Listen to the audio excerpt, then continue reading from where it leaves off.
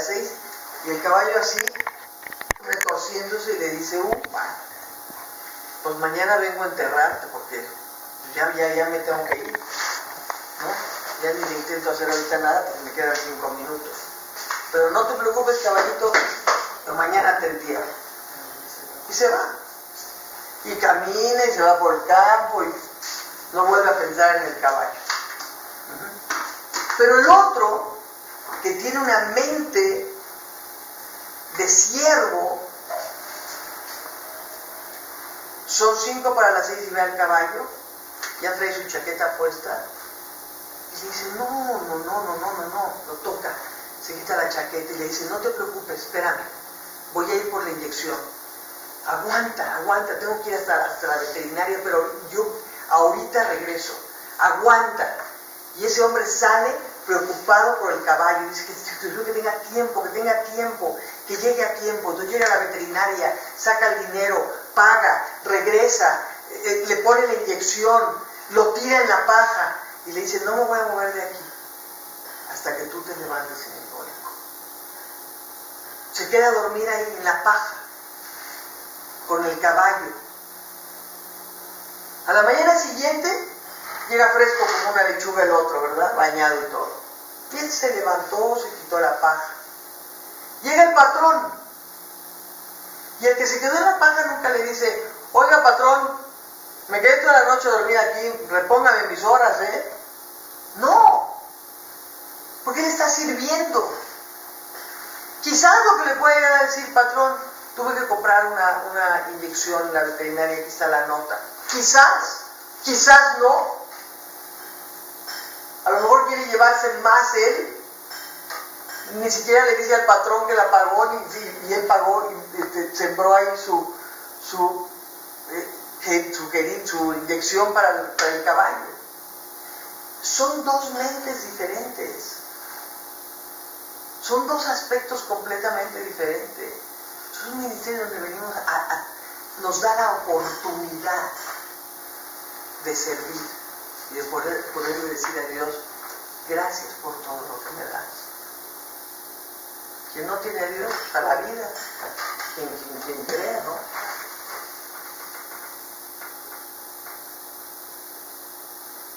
El otro no. El otro, si lo corren o le dicen, mira, ya no podemos seguir porque no estás haciendo bien tu trabajo, ¿no? Ya pensó en cómo hacer daño, en cómo demandar, en cómo decirle de groserías a su patrón, pues ya pensó en todo. ¿Por qué? Porque es un esclavo. Y él sirve a su esclavitud.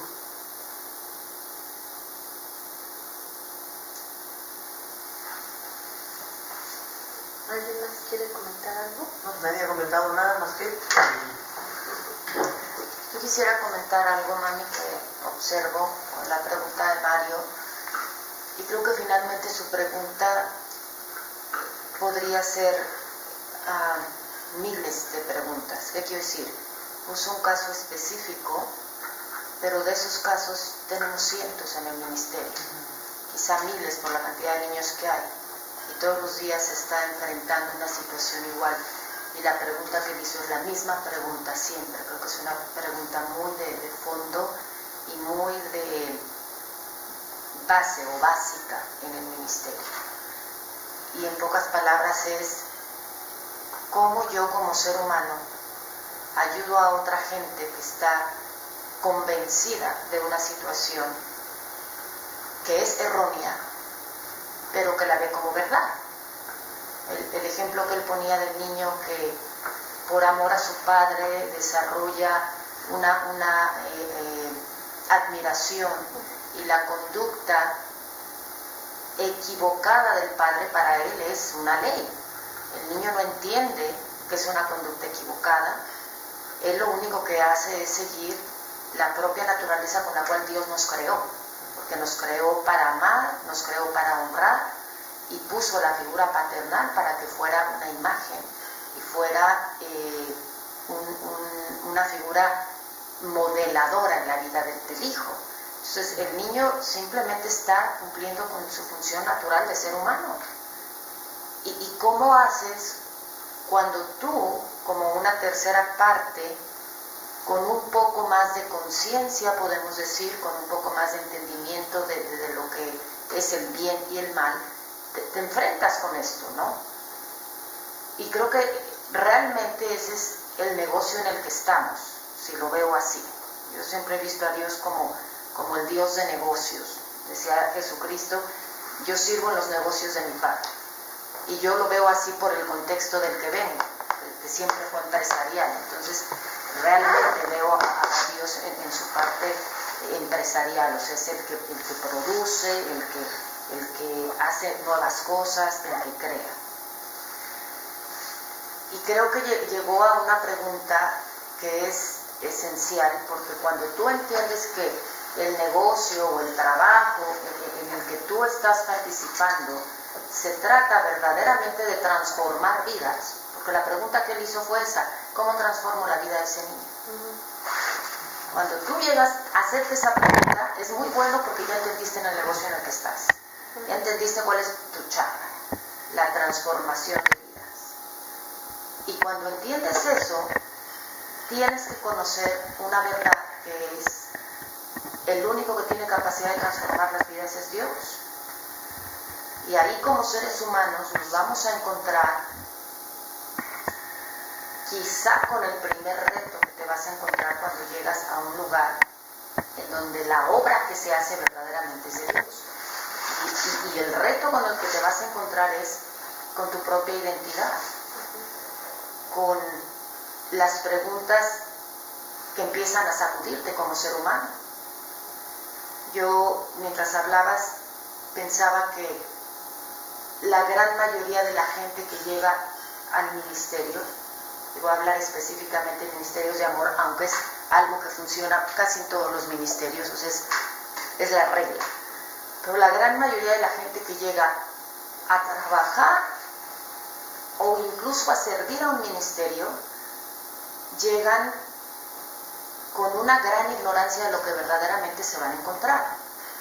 Pueden venir por necesidad, muchos llegan por necesidad: estoy buscando un trabajo, soy psicólogo, soy trabajadora social, pues aquí hay un puesto abierto, hay una vacante, cumplo con los requisitos, entro. Pero realmente llegan con una gran ignorancia de lo que se van a encontrar. Y no estoy diciendo que la gente es ignorante, pueden ser espectaculares en trabajo social. O llegan por una vocación: a mí me gusta ayudar, me gustan los niños, quiero hacer algo bonito en su vida, quiero sentir que mi vida es útil. Y es una vocación al servicio. Y llegan. Pero de una u otra manera, cuando llegan con una gran ignorancia de lo que se van a encontrar, porque solo el que verdaderamente tiene una relación con Dios entiende que es Dios mismo el único capaz de transformar al ser humano. O sea, el que llega al ministerio sin tener ese entendimiento, llega en ignorancia. Y creo que más del 90% de los que llegamos aquí en un principio llegamos en esa ignorancia. Y cuando llegamos al punto, después de, porque estoy segura que a lo mejor Mario me va a dar la razón, cuando llegamos al punto de hacernos esa pregunta de ¿cómo le hago?, es porque ya, bueno, nos paramos de pestañas, nos jalamos los pelos, hicimos berrinches, nos frustramos, nos desfrustramos, lloramos, quisimos tirar la toalla, todas las reacciones que tenemos como ser humano ya las pasamos. Pero finalmente hay algo que a veces no sabemos ni qué es, pensamos que es hasta necedad, porque uno dice, bueno, ¿y qué hago aquí si nada más no funciona? Pero finalmente hay algo en el corazón de esa persona que sigue creyendo en su llamado o en su vocación, o sigue creyendo en lo que hay adentro y diciendo, es que tiene que haber una respuesta, es que esto se tiene que poder hacer, pero ¿cómo? Y yo siento que Mario Tigo llegó a la pregunta clave: ¿cómo le hago? Y ahí la respuesta es entender. Y yo creo que él ya empezó a entender, ya debe tener el tiempo suficiente y las experiencias en el día a día de entender algo que es muy sencillo en la palabra de Dios, y cuando te dice que no hagas las cosas en tus propias fuerzas. Creo que él ya entendió sin saberlo que está obteniendo la revelación o el entendimiento de la palabra de Dios cuando dice que no podemos hacer las cosas en nuestras propias fuerzas. ¿Qué cosas? Por eso hablaba yo del conocimiento de la mente de Dios y de conocerlo a través de su palabra, porque es que es dificilísimo, es imposible sin él.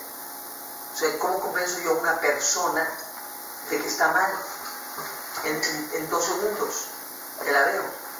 Yo no la puedo convencer, pero a veces solamente miro a la persona y la persona, yo veo, y tú lo has visto, cómo empieza a desquebrajarse por dentro y dice, perdón, si yo nunca lloro, perdón, y digo, no, lloro. Que yo sé que es Dios el que está haciendo algo, no yo. Yo no podría convencer a la gente así. Por eso es necesario dejar que Dios intervenga. Porque todo lo que nosotros no podemos hacer, Él lo puede hacer. ¿Tú cuál es tu trabajo? Tu trabajo es concientizar al niño de que él tiene que amar a su papá, pero lo que su papá está haciendo no es lo correcto. Y de una forma muy sutil, sin atacar al papá. No es lo correcto, mi amor. Sí, porque, bueno, perdón. Porque sí, ahí ya estarías haciendo un juicio, ¿no? Y pues no corresponde porque pues no sabes qué ha vivido, ¿no? Su familia, sus papás, los que lo... Además es una forma de cortarlo. Hazte de cuenta que yo voy a vender un desodorante nuevo, ¿verdad? Entonces, yo quiero venderle a Mari Carmen un desodorante nuevo. Pues yo no llego y le digo, oye, no, este apesta horrible, no, mira, toma el mío. Eso está buenísimo, te va a servir, vas a oler más bonito. Mira, a ver, otra vez. No, qué mal. ¿Me entienden? O sea, qué mala forma de vender. Pero si yo llego y le digo, huele siempre tan rico, que, mira, huele esto, yo siento que le iría muy bien a tu piel, ¿por qué no lo pruebas? Ya fue otra presentación, ¿verdad? Entonces, si nosotros le decimos al niño, no, mi amor, tu papá es un tal por cual, es un desgraciado, es un vividor, está macabro. Y encima de todo, ni siquiera te atiende, ¿estás aquí? No. Yo pienso que es, como decía, concientizar al niño y también en cuanto a lo suficiente, decirle, bueno, cuando él te ha regañado, ¿cuál es tu sentimiento? ¿Te gusta, te agrada? ¿Verdad? Y el niño pues va a decir, pues no. Y a las demás personas les agrada que deje un buen sentimiento, pues no.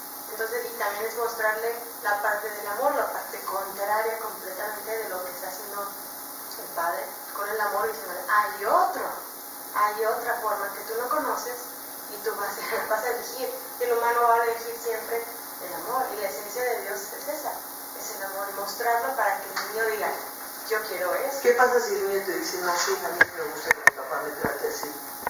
Pues aún así mostrarle. Porque siento que me ama. Entonces tú tienes que decirle eso. ¿A ti te gustaría que yo te golpeara? Pues sí. No te gustaría. No te gustaría.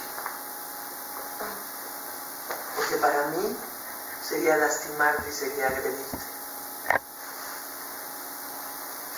Entonces, ¿me entiendes cómo le vas buscando y le vas cambiando? Perdón, no te dejé terminar tu ponencia.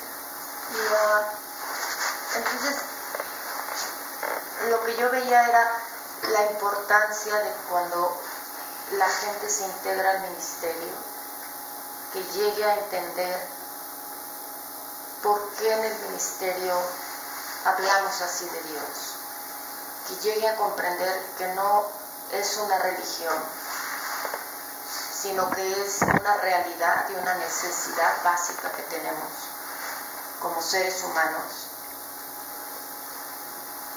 que nos va a ayudar a poder cumplir con el propósito que estamos aquí, y que además vamos a ir viendo el impacto que eso tiene en nuestra vida, porque tendemos a limitar demasiado a Dios y no es hasta que empezamos a ver la realidad de lo que hace, la realidad de cómo transforma no solo la vida de la gente con la que estamos trabajando, sino nuestra propia vida y cómo transforma la vida de los seres que están cercanos a nosotros y amamos.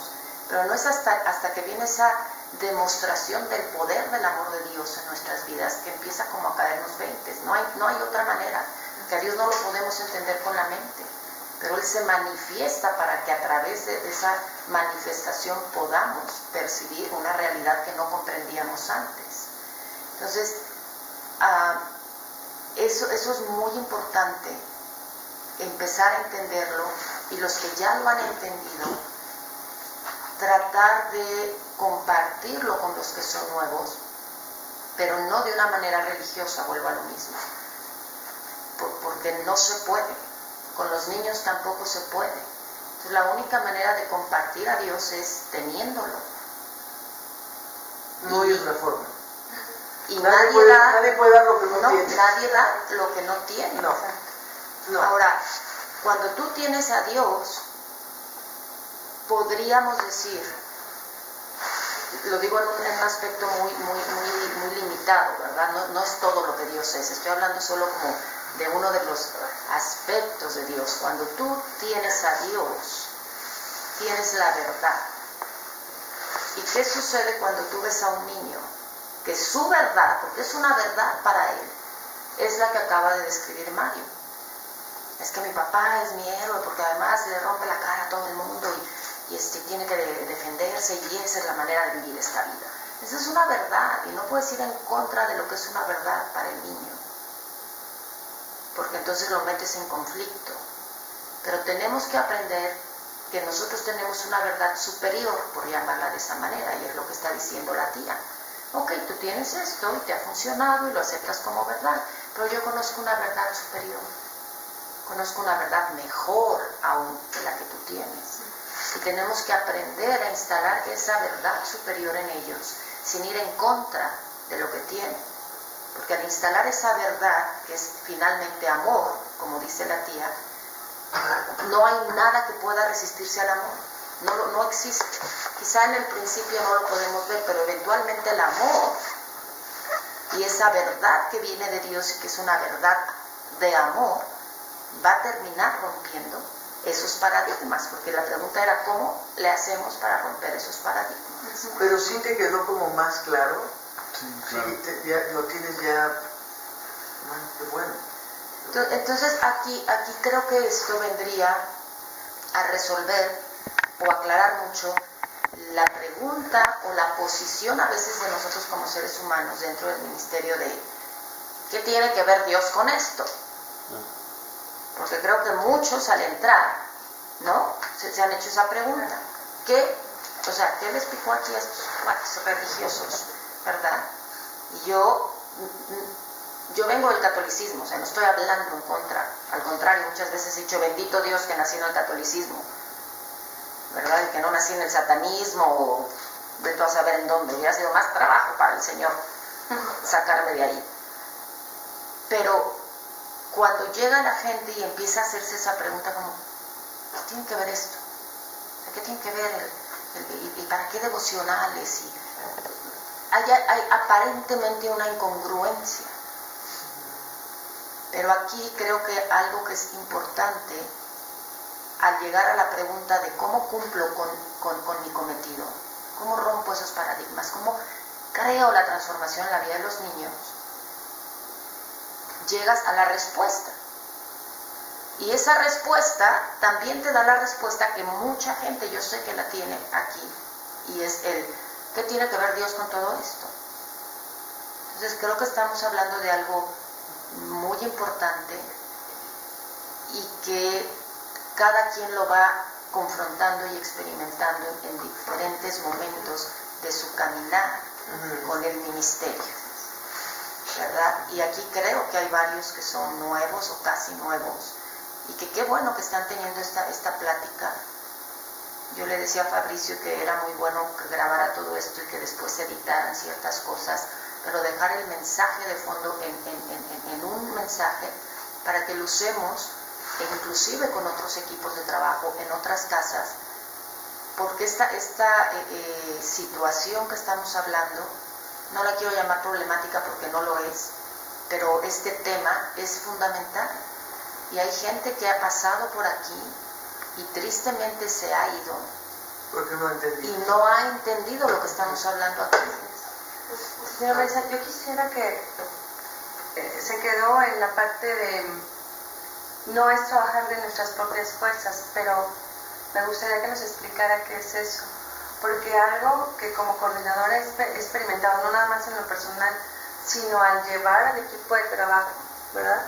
Que también es una responsabilidad para uno, es estarnos viendo, ¿verdad? En esta lucha de estar trabajando en nuestras propias fuerzas. Usted puso un ejemplo muy bueno de decir, el que está en el servicio va, ejecuta, hace, pero sabe y confía en el Señor que a la mañana siguiente va a estar tan fresco como una lechuga, ¿verdad? ¿Cómo es ese proceso? Porque creo que a veces nos hemos visto tan desgastados y tan descansados que empezamos a demandar, no es que yo necesito un horario de tales a tales horas, no, yo necesito más vacaciones, no, yo necesito que me den mi espacio. Yo creo que todos necesitamos un espacio en donde de repente te tienes que desconectar. Pero ¿cómo es en la fe realmente decir, voy a trabajar no en mis propias fuerzas, sino en que Dios es el que fluye al hacer el trabajo? ¿No? ¿Qué es eso? Gracias. Ahí tendríamos que empezar, Mari, por lo básico que estamos hablando aquí, y es el llegar a ese entendimiento de por qué Dios es importante en esto. Ya no voy a hablar de tu vida, es básico, pero a veces no lo entendemos. Pero vamos a hablar del ministerio. ¿Por qué hablan tanto de Dios en este lugar? ¿Verdad? Dijimos, y a la gente le va a empezar a caer el 20 de por qué. Porque es el que hace la obra, porque es el que puede transformar vidas, porque es el que rompe paradigmas. Yo no puedo. Y el yo no puedo, cuando tú te das cuenta, ya es muy bueno. Porque el yo no puedo quiere decir, mis fuerzas no son suficientes, no está en estoy incapacitada, pero quiero ayudar. Y siempre está ese deseo de Dios en nuestro corazón de hacer el bien. Por eso estamos aquí, si no, no estaríamos aquí. Claro. Y el que viene aquí nada más porque encontró un trabajo, no le doy ni un mes para que se vaya. Realmente, ¿no?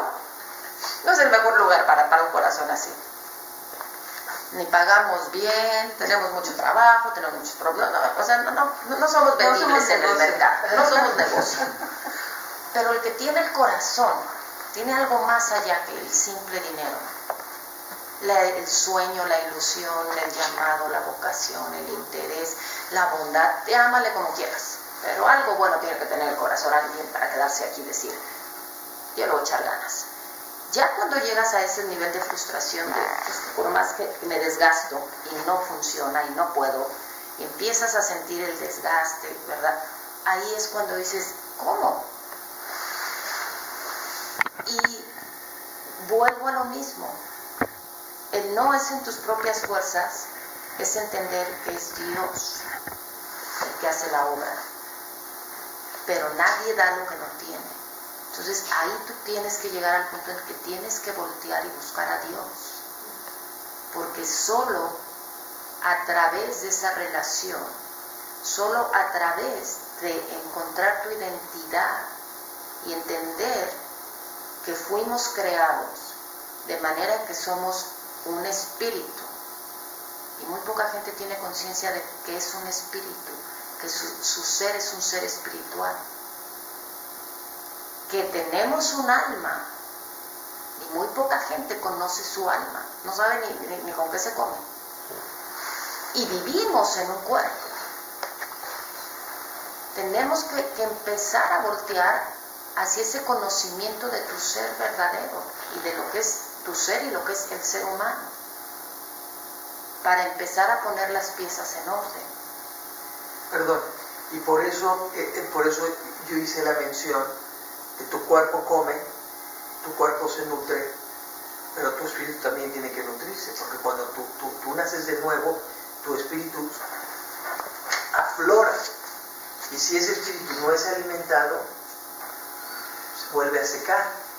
Entonces esa parte es fundamental, porque en el momento en que tú recibes a Jesús y lo entronas en tu corazón, en ese momento hay un nuevo nacimiento dentro de ti.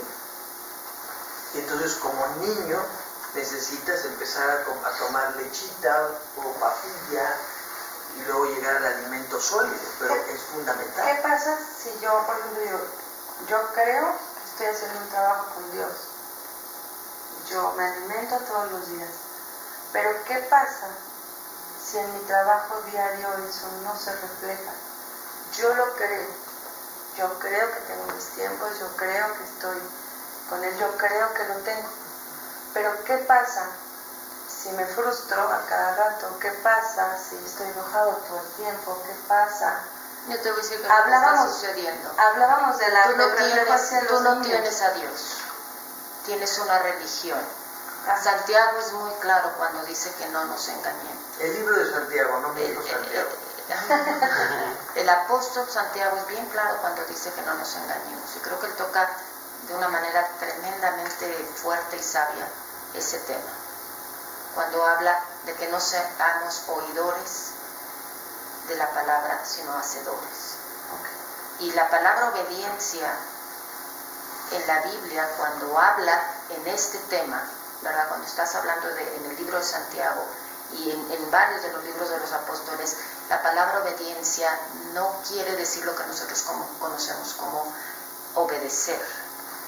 La palabra obediencia, el original de esa palabra, quiere decir escuchar y hacer.